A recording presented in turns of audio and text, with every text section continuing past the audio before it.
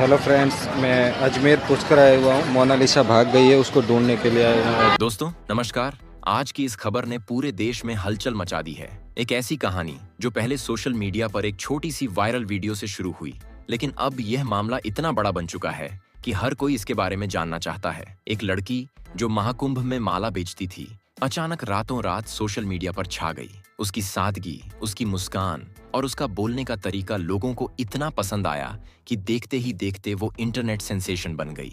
लोग उसे ढूंढ ढूंढ कर उसके वीडियो देखने लगे।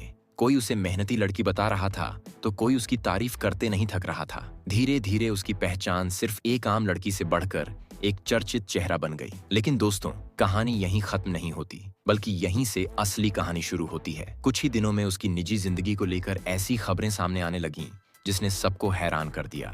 खबर आई कि उस लड़की ने एक लड़के से शादी कर ली है जिसका नाम फरमान बताया जा रहा है। अब यहाँ से मामला और ज्यादा गंभीर हो गया, क्योंकि लड़की एक अलग समुदाय से थी और लड़का दूसरे समुदाय से। बताया गया कि यह शादी केरल में जाकर हुई। अब सवाल उठने लगे कि आखिर इतनी दूर जाकर शादी क्यों की गई। लोगों के मन में शक पैदा होने लगा। सोशल मीडिया पर तरह तरह की बातें होने लगीं। कुछ लोग इसे प्यार की शादी बता रहे थे तो कुछ लोग इसे साजिश कह रहे थे। लेकिन मामला यहीं नहीं रुका। सबसे बड़ा मोड़ तब आया जब लड़की की उम्र को लेकर सवाल खड़े होने लगे।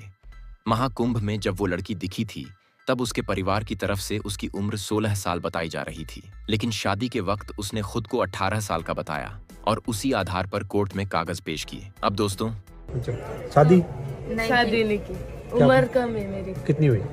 16। यहीं से मामला पूरी तरह पलट गया, क्योंकि अगर लड़की 18 साल से कम है तो यह शादी कानून के हिसाब से गलत मानी जाती है। इसी वजह से अब इस मामले में पॉक्सो एक्ट लगाया गया है और यह मामला अब सिर्फ एक शादी का नहीं बल्कि कानून का बड़ा मुद्दा बन चुका है। बताया जा रहा है कि इस मामले में FIR दर्ज हो चुकी है और जांच शुरू हो गई है। लड़का, जिसका नाम फरमान है, उत्तर प्रदेश के बागपत का रहने वाला बताया जा रहा है।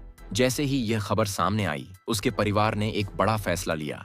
उन्होंने अपने बेटे को अपनी संपत्ति से अलग कर दिया, यानी उसे बेदखल कर दिया गया। अब सवाल उठता है कि ऐसा क्यों किया गया। तो दोस्तों, इसके पीछे एक बड़ा कारण बताया जा रहा है। उत्तर प्रदेश में कानून को लेकर सख्ती काफी ज्यादा है और खासकर ऐसे मामलों में सरकार का रुख काफी कड़ा रहता है। इसी वजह से परिवार को डर था कि कहीं उनके घर पर कोई कार्रवाई न हो जाए, कहीं उनकी संपत्ति पर कोई खतरा न आ जाए। इस डर के कारण उन्होंने अपने ही बेटे से दूरी बना ली। दोस्तों, यह फैसला आसान नहीं होता, लेकिन डर और कानून के दबाव में लोग ऐसे कदम उठा लेते हैं। अब इस मामले में एक और बड़ा मोड़ आया। जब जांच एजेंसियों ने इस पूरे मामले को ध्यान से देखना शुरू किया, तब यह बात सामने आई कि लड़की की उम्र को लेकर जो जानकारी दी गई थी उसमें गड़बड़ी हो सकती है। कुछ रिपोर्ट्स में यह भी कहा जा रहा है कि लड़की अभी नाबालिग है। अगर ऐसा है तो मामला और भी गंभीर हो जाता है, क्योंकि नाबालिग के साथ शादी करना कानूनन अपराध है। अब इस पूरे मामले की जांच अलग अलग जगहों पर हो रही है। मध्य प्रदेश में भी केस दर्ज किया गया है और केरल में भी इस शादी को लेकर सवाल उठ रहे हैं। सबसे बड़ा सवाल यही है कि आखिर केरल में जाकर शादी क्यों की गई, जबकि लड़का उत्तर प्रदेश का है और लड़की मध्य प्रदेश की बताई जा रही है। तो फिर इतनी दूर जाने की क्या जरूरत थी? क्या यह सब पहले से प्लान किया गया था? क्या इसमें और लोग भी शामिल थे? ये सभी सवाल अब जांच का हिस्सा बन चुके हैं। दोस्तों, इस मामले में एक और दिलचस्प बात सामने आई। कुछ लोगों का कहना है कि यह सिर्फ एक शादी नहीं, बल्कि इसके पीछे एक बड़ी साजिश हो सकती है। हालांकि अभी तक इसकी पुष्टि नहीं हुई है, लेकिन जिस तरह से घटनाएं सामने आ रही हैं, उससे शक जरूर पैदा हो रहा है। लड़की के बयान भी इस मामले को और उलझा रहे हैं। वो कह रही है कि उसने अपनी मर्जी से शादी की है, कोई दबाव नहीं था। लेकिन दूसरी तरफ कुछ लोग कह रहे हैं कि उसके साथ ब्रेन वॉश किया गया है। अब सच क्या है, यह जांच के बाद ही सामने आएगा। दोस्तों, इस पूरे मामले में राजनीति भी जुड़ती नजर आ रही है। कुछ नेताओं पर भी आरोप लगाए जा रहे हैं कि उन्होंने इस शादी में मदद की। हालांकि इन आरोपों की अभी पुष्टि नहीं हुई है, लेकिन जैसे जैसे जांच आगे बढ़ रही है, नए नए खुलासे सामने आ सकते हैं। अब बात करते हैं उस डर की जो इस पूरे मामले में साफ दिखाई दे रहा है। लड़के के परिवार का डर। उन्होंने अपने बेटे को इसलिए अलग कर दिया ताकि उनकी संपत्ति सुरक्षित रहे। उन्हें डर है कि अगर मामला और बढ़ा तो उनके घर पर कार्रवाई हो सकती है। दोस्तों, यह डर सिर्फ एक परिवार का नहीं है, बल्कि यह उस सख्ती का असर है जो कानून के तहत दिखाई दे रही है। अब इस केस में आगे क्या होगा? क्या यह शादी मान्य रहेगी या इसे अवैध घोषित कर दिया जाएगा? क्या लड़की की असली उम्र सामने आएगी? क्या इसमें शामिल लोगों पर कार्रवाई होगी? ये सारे सवाल अभी बाकी हैं, लेकिन एक बात साफ है, यह मामला अब बहुत बड़ा बन चुका है।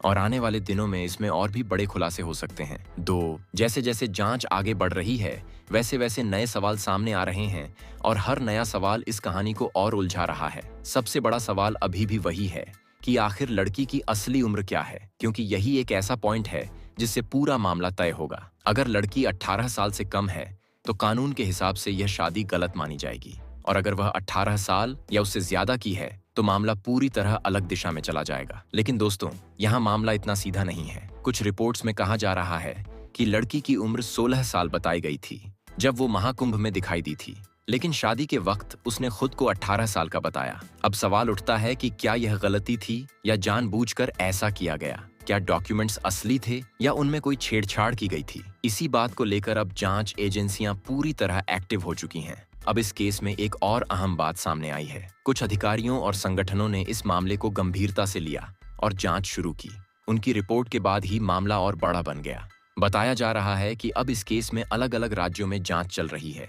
मध्य प्रदेश, उत्तर प्रदेश और केरल, तीनों जगहों पर इस मामले की पड़ताल हो रही है। दोस्तों, अब एक और बड़ा सवाल सामने आता है, आखिर शादी के लिए केरल ही क्यों चुना गया, जबकि लड़का उत्तर प्रदेश का है और लड़की मध्य प्रदेश की बताई जा रही है? इतनी दूर जाकर शादी करने का फैसला अचानक नहीं लिया जा सकता। इससे यह शक और मजबूत हो जाता है कि इसमें पहले से प्लानिंग हो सकती है। कुछ लोग यह भी कह रहे हैं कि वहां जाकर शादी करना इसलिए आसान था क्योंकि वहां जांच कम सख्त होती है।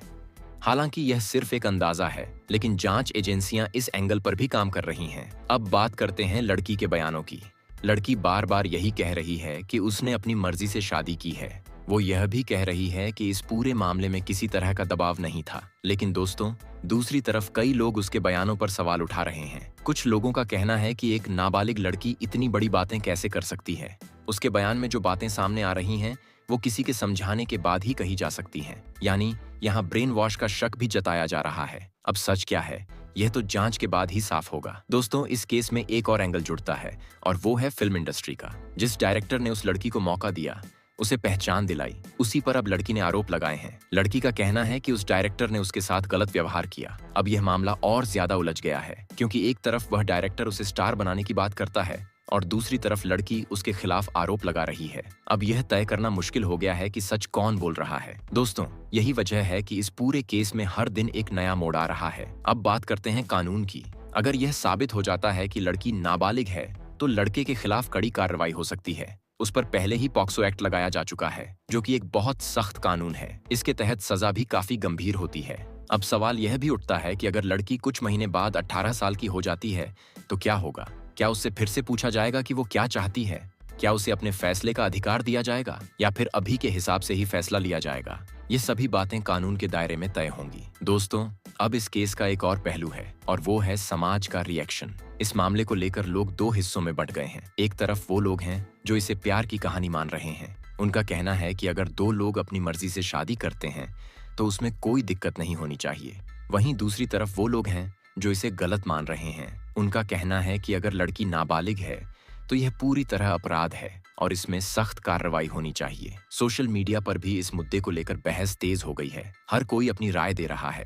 कोई लड़की के समर्थन में बोल रहा है तो कोई उसके खिलाफ। दोस्तों, इस पूरे मामले में सबसे जरूरी बात यह है कि सच क्या है, और यह सच तभी सामने आएगा जब जांच पूरी होगी। अभी जो भी बातें सामने आ रही हैं वो सिर्फ शुरुआती जानकारी हैं। जैसे जैसे जांच आगे बढ़ेगी वैसे वैसे और भी बातें सामने आएंगी। आगे जैसे ही कोई नया अपडेट आएगा हम आपको जरूर बताएंगे। तब तक के लिए जुड़े रहिए और सोच समझकर अपनी राय बनाइए।